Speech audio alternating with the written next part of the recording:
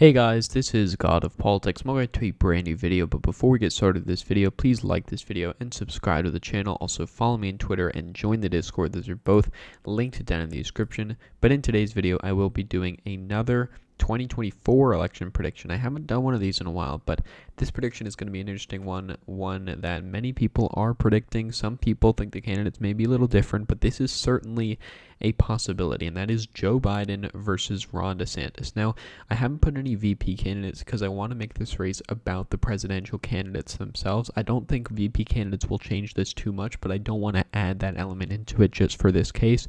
I want to compare these two candidates. How would they do in a general election? Now, I did make one of these videos many months ago, but since then, Ron DeSantis' public image and profile has gotten somehow even larger, and Joe Biden has gotten somehow even more unpopular. So things have certainly changed since then, and they have shifted my prediction for what 2024 will look like, and so we can get right into it. So first of all, looking at 2020, we can see here Biden ended up with 306 electoral votes, Donald Trump ended up with 232.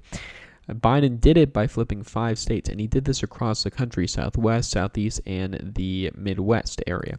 Can Ron DeSantis get that suburban strength that Trump didn't have while also keeping a lot of that rural strength that he had, especially in areas in the Midwest? We will see. But starting off with the safe Republican states, we can, of course, do Idaho, Montana, Wyoming, Utah, Alaska, North Dakota, South Dakota, Nebraska, except for the 2nd District, Kansas, Oklahoma, as well as the state of Missouri, Arkansas, Louisiana, Mississippi, Alabama, South Carolina, Tennessee, Kentucky, West Virginia, Indiana. I'm also going to put both Iowa and Ohio both as safe Republican states. These are states Republicans have done very well in. They've been shifting to the right, and I think this might finally be the election where they win it by above 10 percentage points. I'm also going to put Maine's 2nd District as a safe Republican state here, and so I believe that is all of the safe Republican states, Republicans being at 149 electoral votes for Ron DeSantis there. Now for the Democrats, I think California, Oregon, Washington, as well as Hawaii, Illinois, New York, Vermont, Massachusetts, Connecticut, Rhode Island, New Jersey, Pennsylvania, of course, Pennsylvania is now, New Jersey, Maryland, Delaware, and Washington, D.C.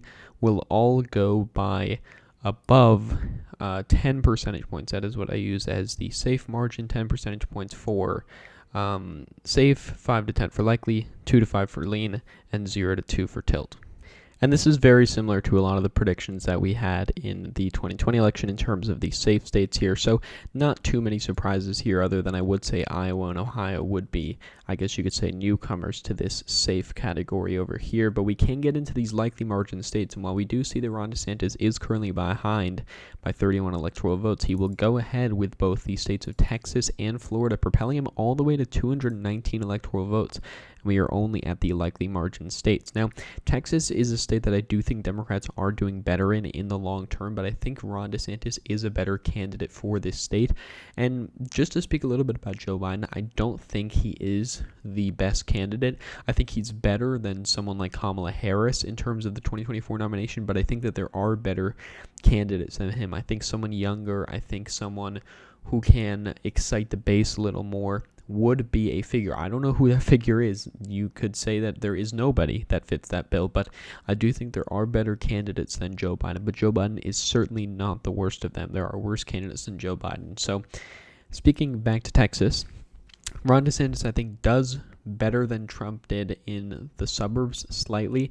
I think he does a little bit worse in the rural areas, but I think he does do slightly better in the suburbs, reverting a little bit of that suburban trend that we've seen. And that does not mean that suburbs aren't trending towards the left overall, but because, of course, suburbs can go back and forth all the time. We saw in 2012, they shifted heavily Republican, and then 2016, of course, went heavily Democrat in terms of its shift. So 2024 could still have Republican shifts in the suburbs while you still have a leftward shift overall. But in a state like Texas, I think you're going to see a little bit of a reversion, and Ron DeSantis will do better, winning it probably by around 6 percentage points, 5-6 percentage points here. Florida, similar thing, except this is Ron DeSantis' home state. He'll do better pretty much everywhere. He'll do better in rural areas. He'll do better in suburban areas. He'll do better in urban areas, and he'll win the state. I mean, it's his home state.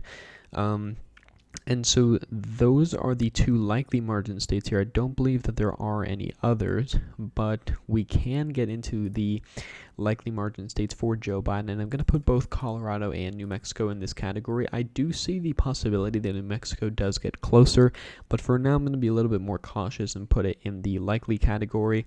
And I'm also actually going to put Virginia in the likely category. Now, you could say that this is safe. I think Ron DeSantis makes it slightly closer. I think the state party has become a little bit more competent. I think that pushes it slightly under 10 percentage points, but Virginia is not going to be a state that's competitive. But as for Colorado and New Mexico, this is a similar thing. They're states that have, especially in Colorado's case, shifted to the Democrats, and maybe Ron DeSantis can do better. Maybe, especially in Colorado, where it voted for Biden by 13 points. I think Biden could certainly win this state by about 10 percentage points, but I do think that Ron DeSantis does make it slightly closer here. And so those, actually, I'm also going to put Maine at large as a likely Democratic state. If we look here, Maine did vote for Biden by 9 points in 2020. I could see him winning it by, 8 points. I don't think this is the area where Ron DeSantis is going to do the best, but Trump also did do very poorly in the Northeast and New England in general, so that's not going to bode well for him there. I should actually say Maine's first district is safe, so that actually puts Biden at 181 safe electoral votes there.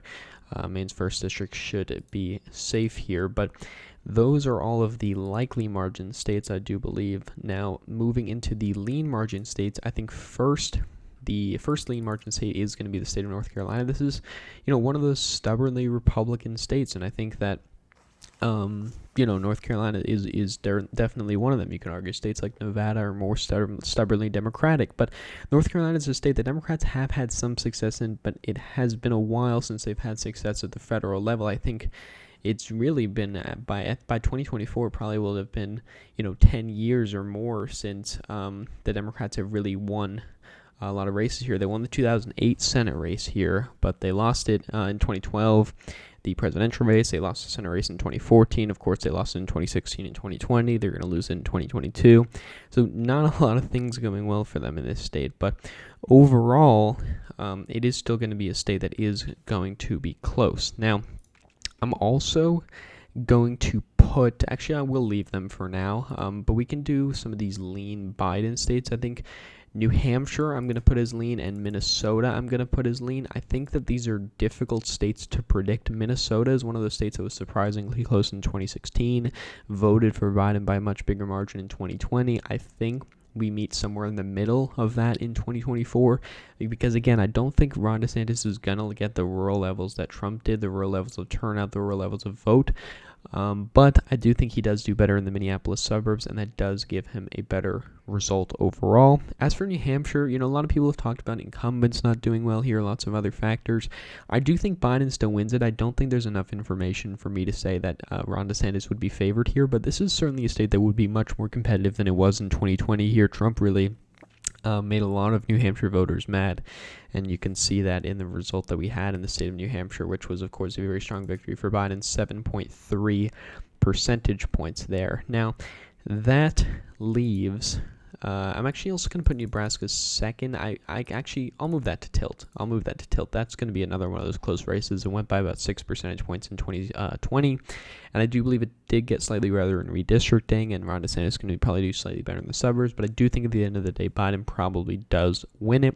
And so that leaves us with these tilt margin states here. Now, part of the reason for this tilt is because there is so much uncertainty with the races, but I don't want to put them as toss-up, and so I will rate them. And I'm actually first going to put the state of Michigan in the Biden column, and this is going to be very, very narrow. I think Ron DeSantis certainly has a very good opportunity to win this state, but I think that if I had to say, I think Biden would win it very narrowly. It is the bluest of these three states here, but I do think the other two both go to DeSantis here, and I think he probably wins these by better margin than Biden wins Michigan. I could easily put Michigan as tilt Republican here.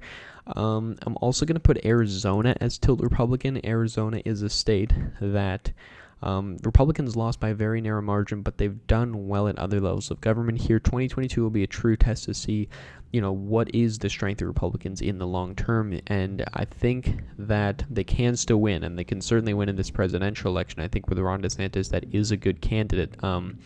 And so I do think that they probably will win that. I'm also going to put Georgia as tilt Republican. Georgia is a very interesting state. It is trending to the left overall, but people say 2022 could be the last gas for Republicans.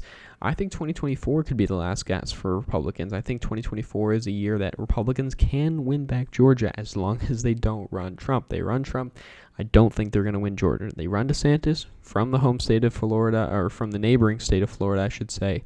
I think he could certainly win this, and I think that he would have a pretty good shot at it. And for Nevada, I'm really not sure, but I am going to give it narrowly to Ron DeSantis.